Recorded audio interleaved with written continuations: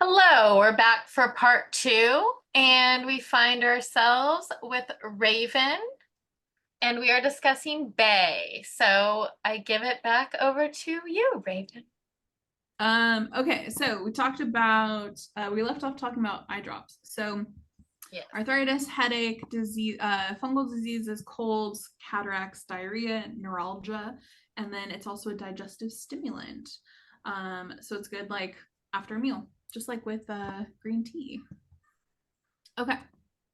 So for magic, I have a very specific association with Bay. So these are things that people have discussed.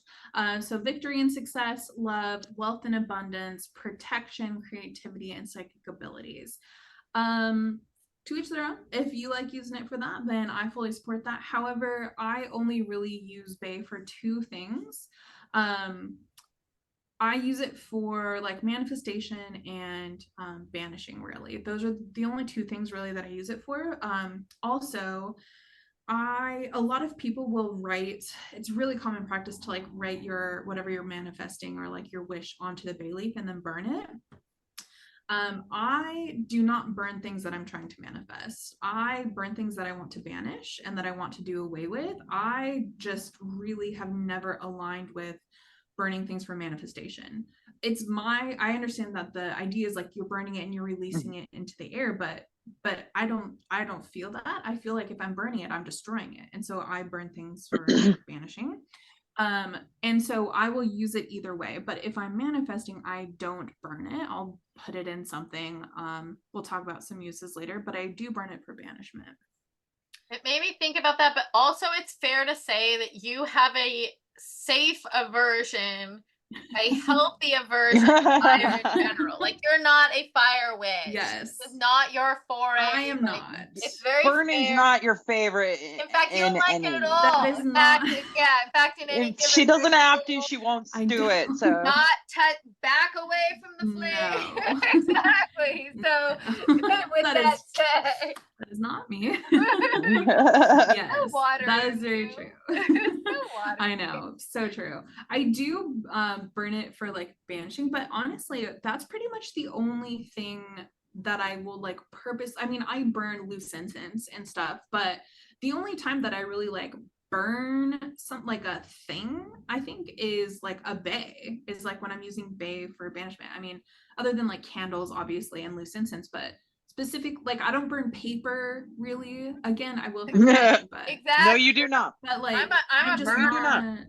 I'll Yeah. burn anything. I'm an incense. I make incense. I love to burn shit. But I mean, yeah, I like incense too. I like smoke. I just don't like fire. Sage, And white sage. Yeah, because I like blow it out. But like to True. have something It and smolders. hold it and let it burn down, I don't like that. I'm always setting No, up you do my not. smoke alarms because I burn shit. I burn it. I burn Yeah. lots of stuff.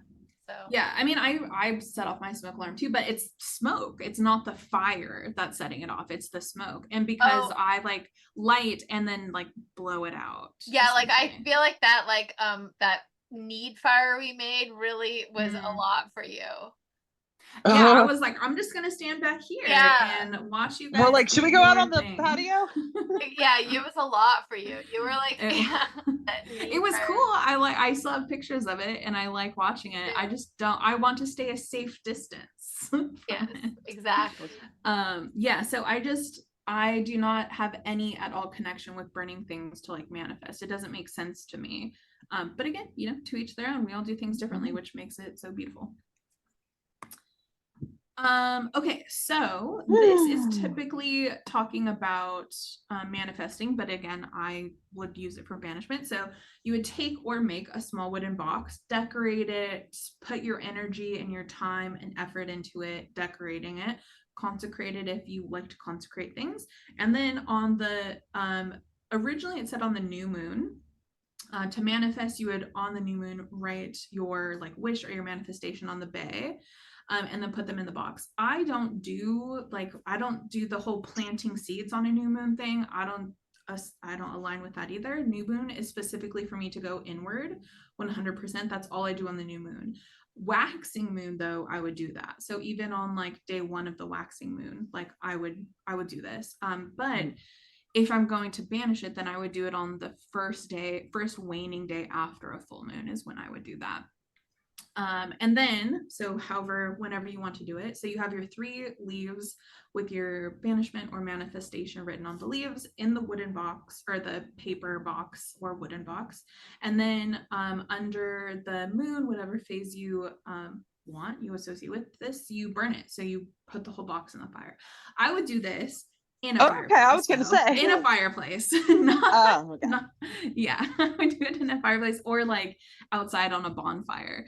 But I wouldn't just like, I feel like you guys would make like this little box that. I have a friend that makes beautiful things with the intention to burn them and not for, it's like almost like offering, like he uses like burning in lots of different ways and makes beautiful things for the sole purpose of burning them. Oh yeah. Yeah. I have a couple people who it's a beautiful practice too. Yeah. It is. Yeah.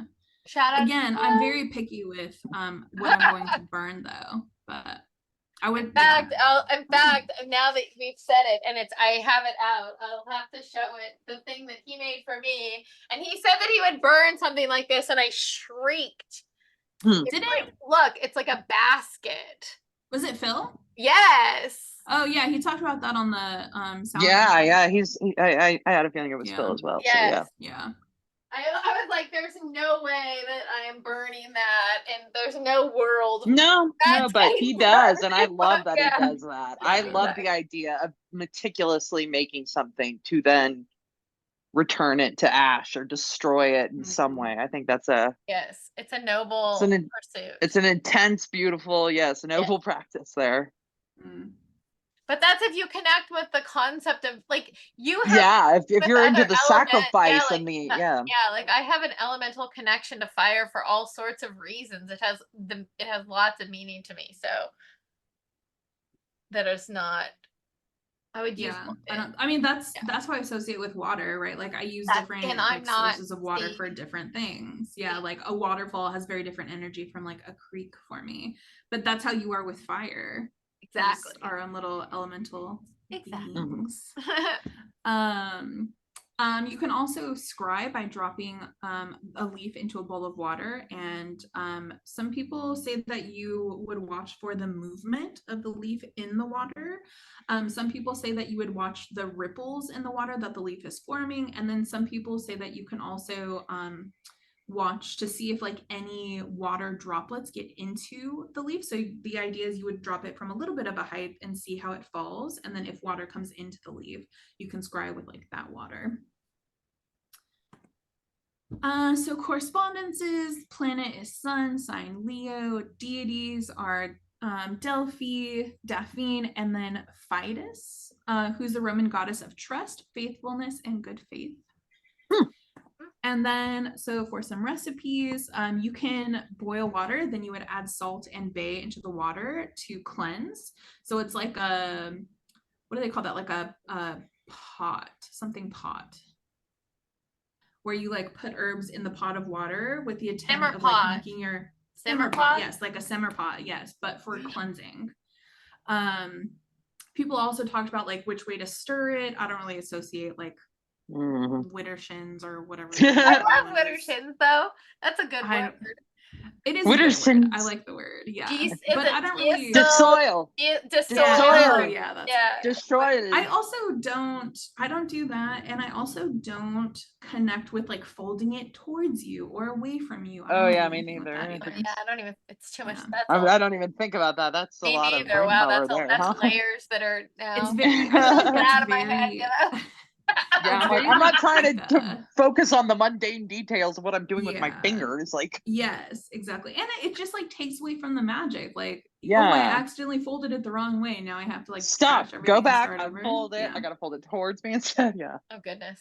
Yeah. And so the other thing that I will use it in, this is mostly what I use it for in the kitchen, is when I'm making some type of sauce. So like a sauce or a stock or gravy or chili, especially, is when like I put the bay leaf in there with the intent of like cleansing and also creating like this nourishing meal, because you don't eat the bay. I mean, when I make chili, I don't eat the bay, I take it out. Like, I think that's just common practice with a lot of bay in the kitchen. Yes, that's how Yes, you use a bay that's what you're leaf. supposed That's to how Yeah. that And is how you so- use a bay leaf. Yeah. Yes. So I mean, I don't know if like eating it would cause any damage, but I can't imagine it tasting good. It's not pleasant. It's It's not chewy and horrible. Yeah. Yeah. So then you can like infuse you know, your food with the energies of the bay.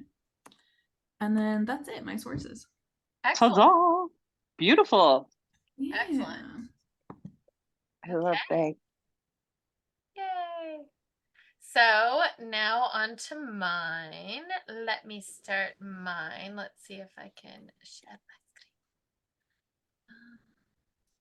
Crap. Hold on one second. Now it got all messed up when I closed it all. I can't minimize Zoom when I'm recording. Okay, we shall see if this works. Okay, we'll share the screen. We'll see if this is going to work or not. This looks like it will. Yes, it will. There it is. Can you see it? Yes. Yes. Yay! Okay, so kitchen witchery herbs, parsley, and sage. Parsley is going to be first. So Petroselinum crispum. And that's the what's it called? That's like the drawing, the vintage botanical illustration of it. And then that's what AI thinks it looks like, which isn't bad. It's kind of That's what pretty. AI thinks it looks like. I know. AI is, I know. I always find out what AI thinks it looks like because it's very. I know Rebekah has a newfound love for AI. Okay, that's interesting. So parsley. So the parts used are the roots, leaves, and seeds. And the other names are devil's oatmeal, parsley, persil, rock parsley. So the name parsley is from the Greek word petros, meaning rock, because it grows in like rocky outcroppings in Greece. So the correspondences. So it is thought to be with the element air. The planet is Mercury.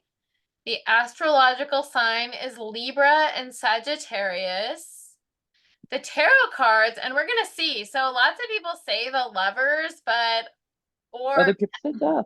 But I say I'm interested in like actually like kind of this combination of lovers and death. And I've been hitting this kind of this combination of maiden death.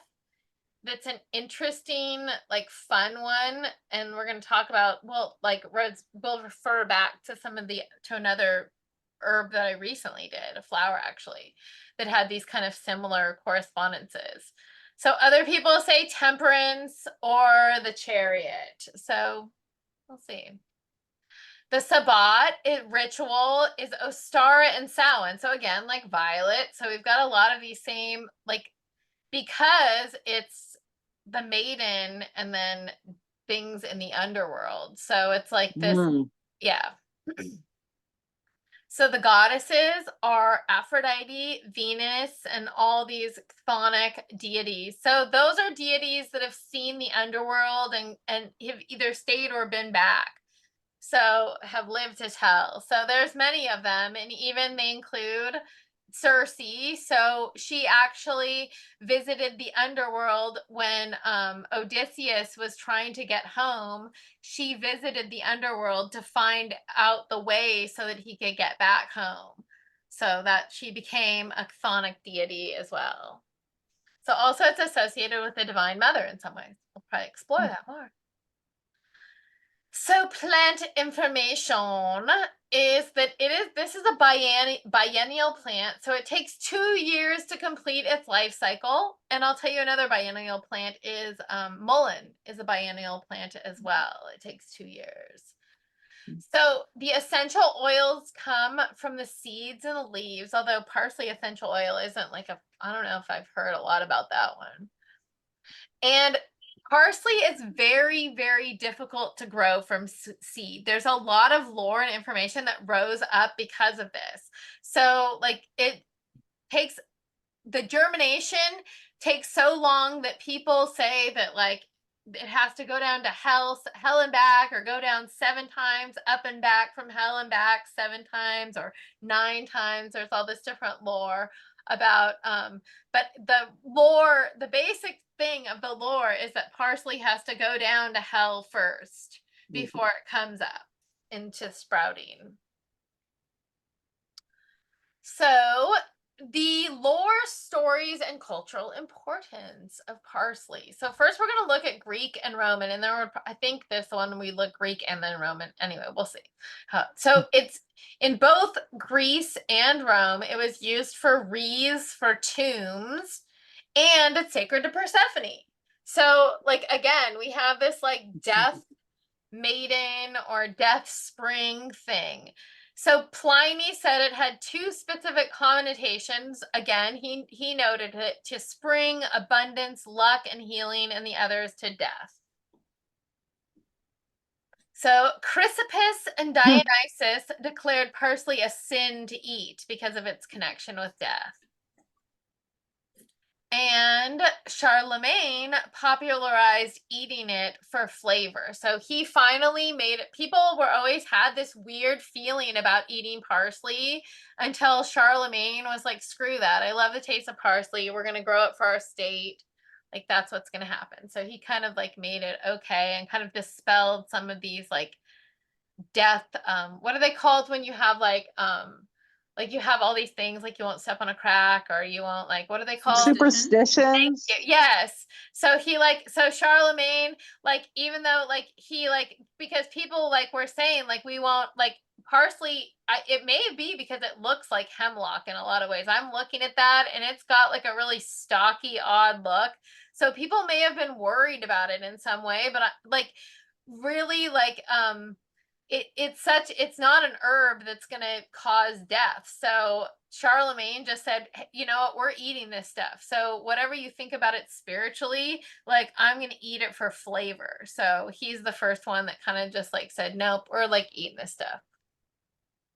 So in Greece, okay, so this is like part of this like dual nature of it, because it was always had this like dual connotation.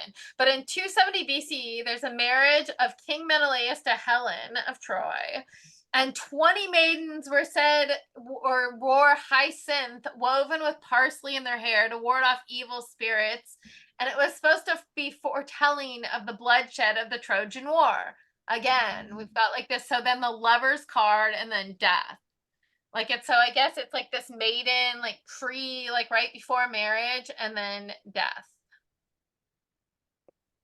So there's another story in Greece that it sprung from the blood of Archimaris, and who was a hero, and that it was tied again in this way to being a forerunner of death.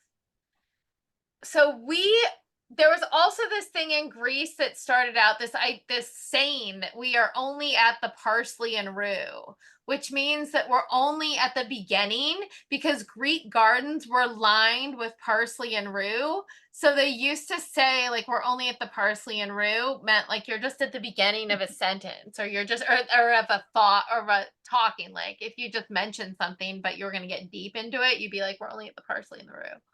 So I guess the milk before the meat is another one that's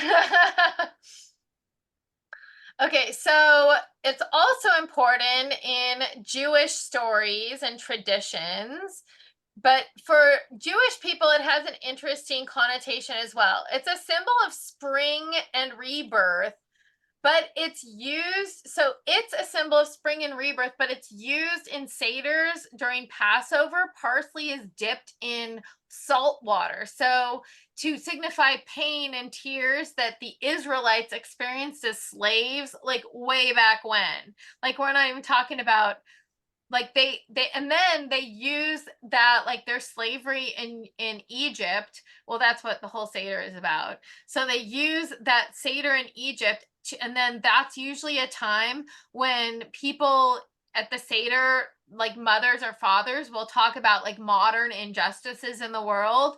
It's kind of like an inroad to like modern injustices. But what it is that even though it's tainted in like tears and death, it's also spring and rebirth. Like it's like that we will overcome this, that people have overcome this. So there's like bad things that happen that cause pain and tears, but like there is rebirth and spring and newness.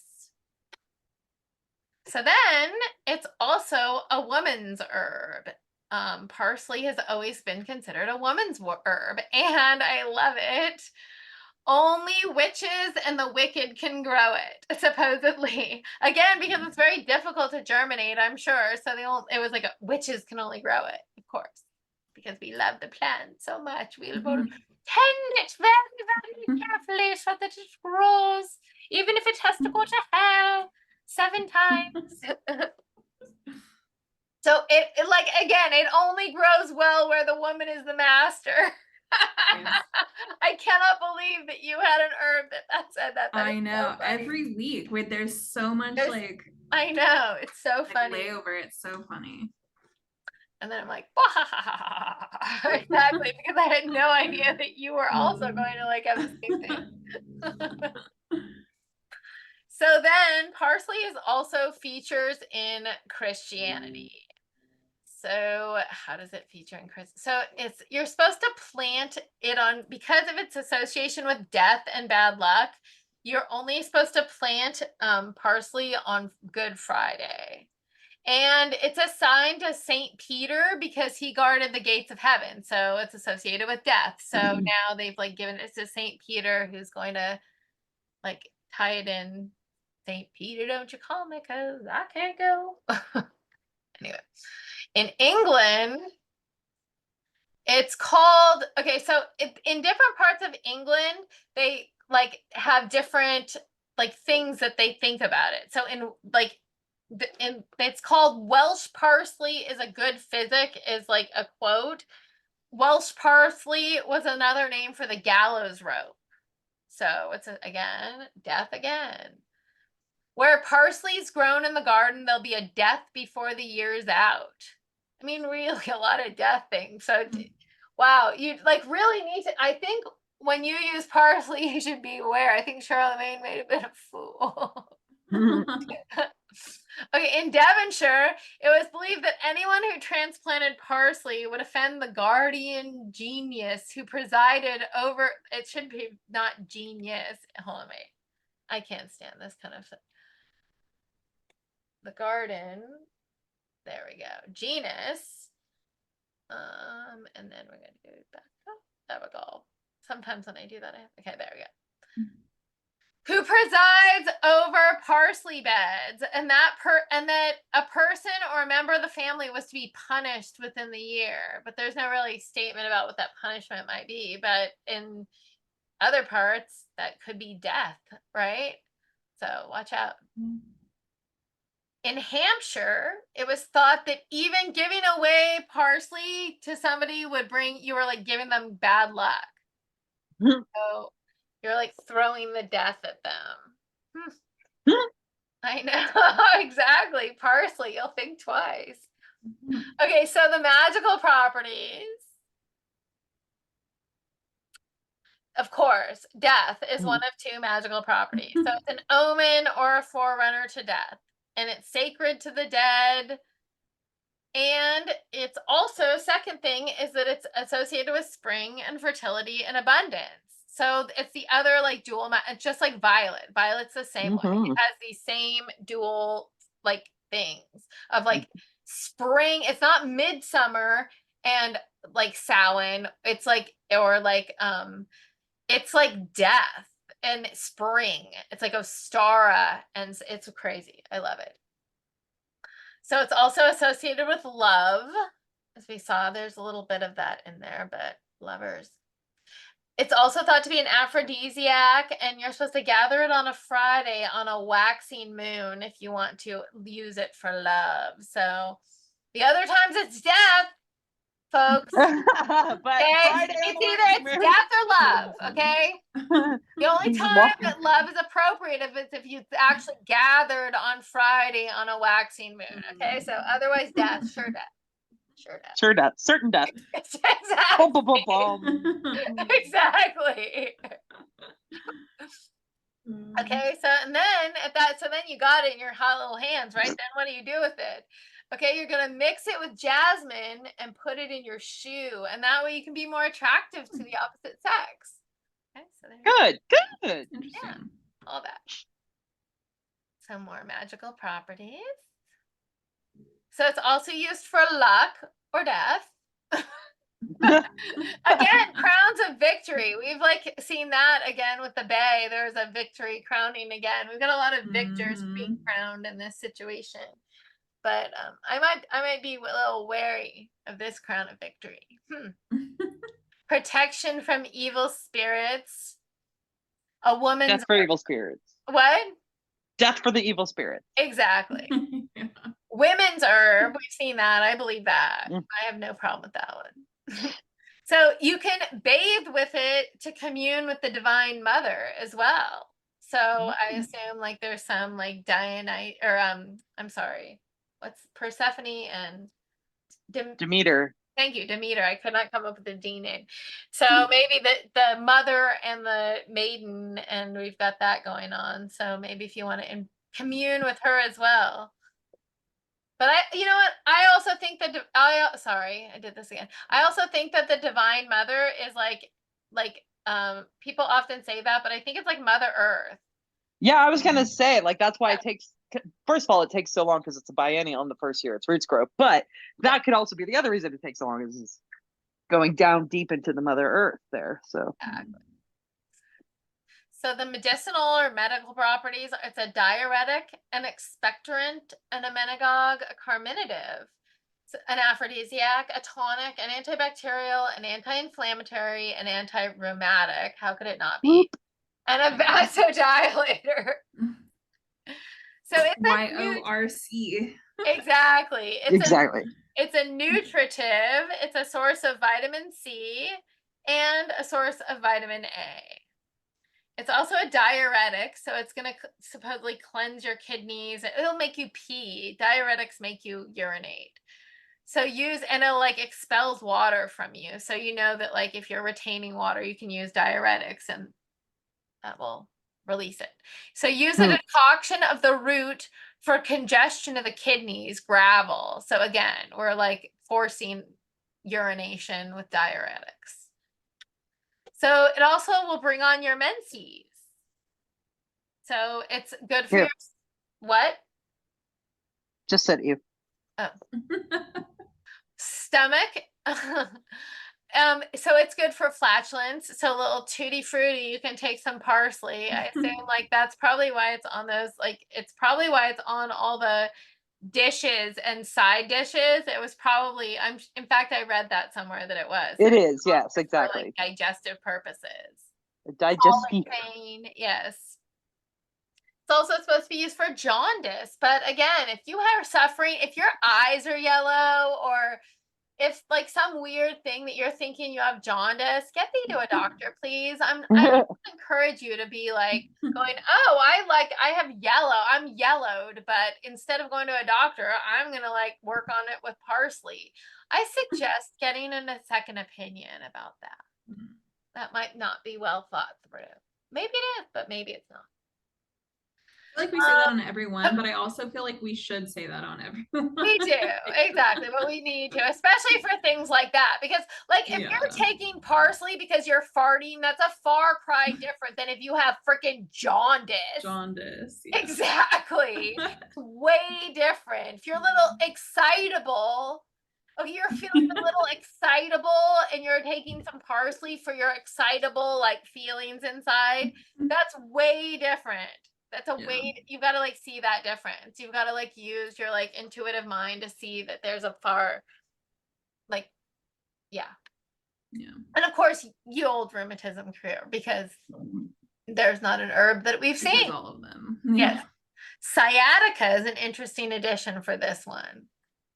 Okay, so there's also warnings. It's supposed to be poisonous to parrots and small birds. I didn't know that, but that's what I've read. So the next one we're going to go on to 8 minutes, just so I know. So the next one we're going to go on to is sage, and sage is a big one. It is huge, and there are 3 different kinds of sage, and we're going to talk about all of them, and we're going to talk about them so let's look at them first, and then as we look at them, we'll talk about them. So first of all is the red common sage. So this sage is mostly like from Europe and Greece, and it's been around, and it's got magical properties, and people have used it for smoke. Like, they have smoked with it. Like, it's not new to do this. Red sage, common sage, salvia officinalis, has a long and tenured medicinal and magical history without having even seen the likes of salvia apiana. So that's the first. So we're going to talk all about that.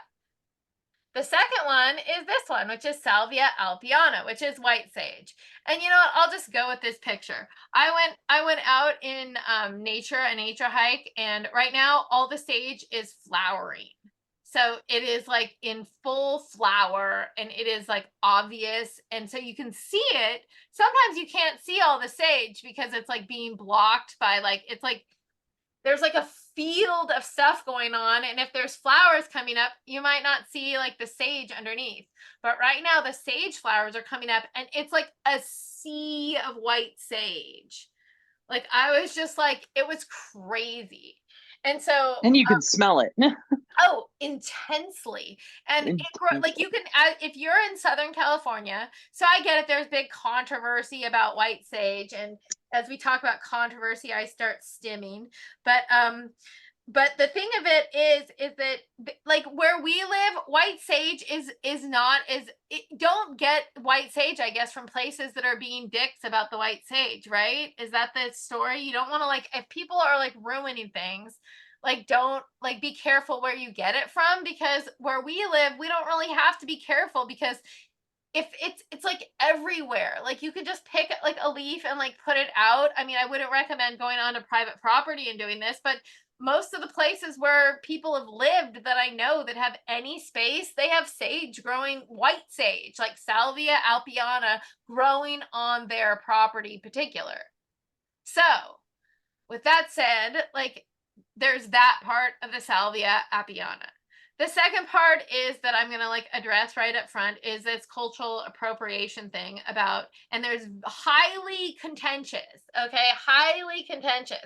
This like opens a shit show, a shit storm of opinions for everybody, okay? If you are of the opinion that this is 100% appropriation and we don't get to touch this plant, then you should just probably click off and go home right now. Because my opinion is that every plant is there for every person, and if a plant grows around you, that's like part of like my ethic is of like using common plants, is like that's an herb that you should really consider using in your practice. If you see an herb all the time that's around you or in your space, like, that's not an herb or a plant that you should ignore. So that's my first problem, and it grows around me. So if you're out in someplace and you don't ever see white sage and it's not even on your radar, so why, like, it's appropriation, then you may think that. But where I live, there's a different story. The second part is appropriation in general. Okay, I have a master's degree in cultural anthropology, so that's problematic for some people in general. But my aesthetic is that we share culture. That's how cultures are transmitted, is that we share them. And so some indigenous people are reluctant to allow us to share their culture. Other indigenous populations and nations are not upset about us using their for sacred use.